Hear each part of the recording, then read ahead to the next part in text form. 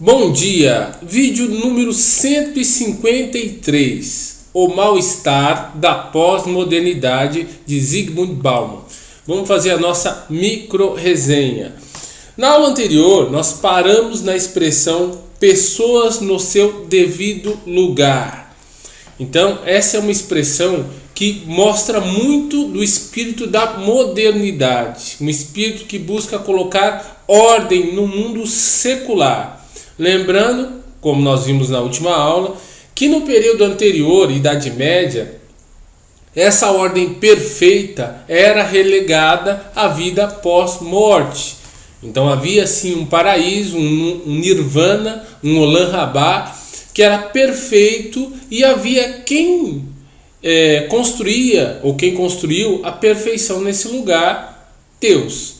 Então essa era a responsabilidade dele. A minha responsabilidade enquanto indivíduo era cumprir os ordenamentos postos, segundo as escrituras sagradas, para que eu adentrasse nesse mundo.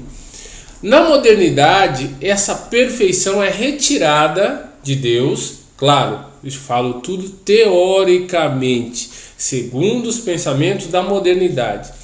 E o homem é capaz agora de ordenar essa sociedade. O homem passa a ser o centro do mundo. Ele é a medida de todas as coisas. E a partir daí ele vai construir essa ordem. E não há pensador com mais clareza em relação ao ímpeto de se fazer isso e o tamanho dessa tarefa do que René Descartes. Isso mesmo. Ele é o cara que vai traçar lá o chamado plano cartesiano. Aquelas duas barrinhas X e Y. Nada mais é do que uma metáfora que diz que nós podemos enquadrar toda e qualquer aspiração humana dentro de limites bem rígidos, certo?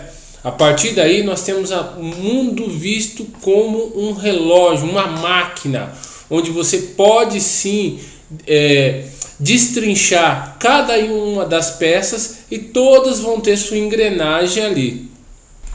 Então essa concepção de humanidade que pode ser enquadrada, pode ser entendida nos seus mínimos aspectos, que funciona segundo a mesma lógica de uma máquina, de um relógio, ela acaba dando um vislumbre do que é a mentalidade na modernidade, certo? Então tudo deve ser ordenado segundo uma lógica visando a perfeição.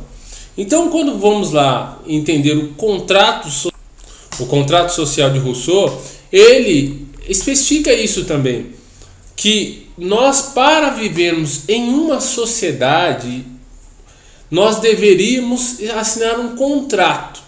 Claro que isso é uma perspectiva metafórica, mas assinamos um contrato onde nós assumimos o encargo de termos direitos e termos deveres. Direitos e deveres. Basicamente o contrato social é isso. Barra X, barra Y. Então, mesma coisa do plano cartesiano. E se esse contrato fosse bem instituído através de leis e através de uma lei maior chamada Constituição, e as pessoas fossem bem orientadas, não haveria perigo de corrupção, porque quem corrompe a natureza humana é a falta de ordenamento. Então tudo gira em torno da questão da ordem, né? O mundo é uma engrenagem. Se você traçar direitinho o que cada engrenagem deve fazer, o mundo tem ordem, certo?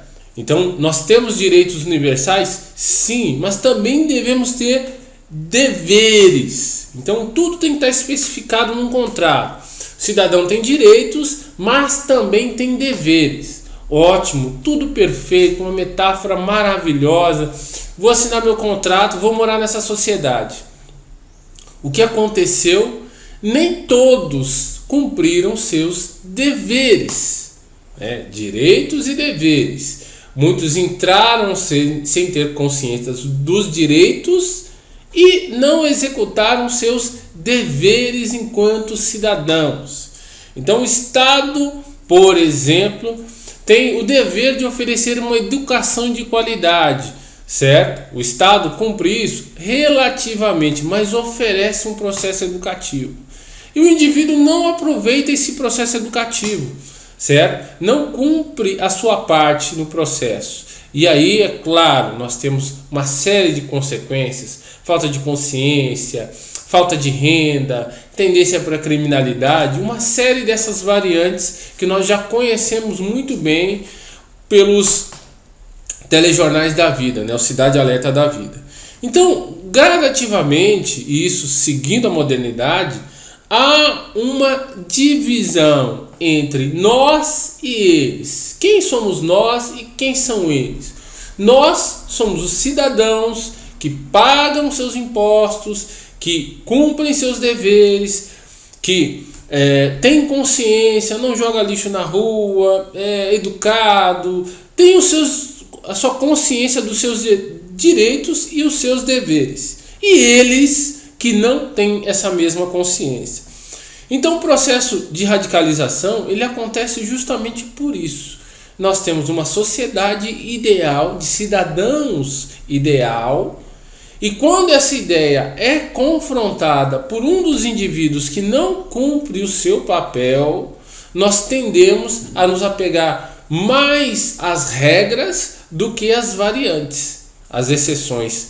É impossível você pensar numa sociedade de 11 milhões de habitantes, por exemplo, como São Paulo, e não pensar em mais de exceções, em um plural exagerado. Há muitas e muitas exceções de cidadãos que não cumprem seus deveres. Isso seria lógico, mas não no mundo de René Descartes. Isso é uma aberração, é uma falta de ordem que deve ser punida e ordenada. E nós concordamos que isso deve ser feito desse jeito.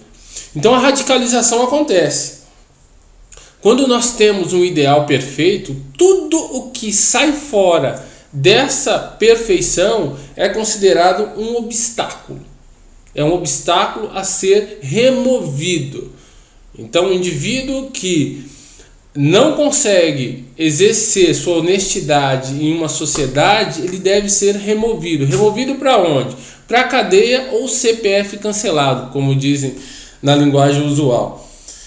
Então, nós temos esse problema de lidar com o que nós queremos como uma sociedade perfeita, uma sociedade ideal, e com as variantes, com as exceções dessa sociedade. É uma discussão profunda, ela é cotidiana, porque como nós estamos afeitos a essa ideia da ordem, toda vez que essa ordem é quebrada, a lei é quebrada, nós temos um sentimento de radicalização.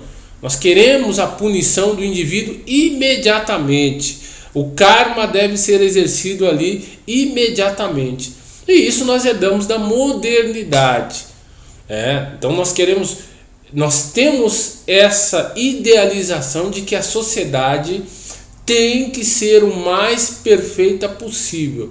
É óbvio que isso é importante para que até nós tenhamos um ritmo de evolução contínuo. Sem esse parâmetro, nós nos perderíamos aí em termos de qualidade. O que é bom, o que é ruim em termos de qualidade, né? Mas nós temos que lidar também com esse sentimento de frustração constante sobre a sociedade em que vivemos. E aí abre brecha para as radicalizações. O autor comenta muito sobre isso. Essa radicalização ocorreu já no meio político e hoje ela tem uma transição para a sociedade de consumo. Isso mesmo. Nós tendemos a radicalizar também uma sociedade perfeita no âmbito do consumo. Só que isso nós vamos ver no próximo vídeo, ok? Não esqueça de dar o like se gostou, de avaliar a aula, de colocar comentários. Isso é muito importante para criar aí um ambiente de debate aqui, ok? Até o próximo vídeo.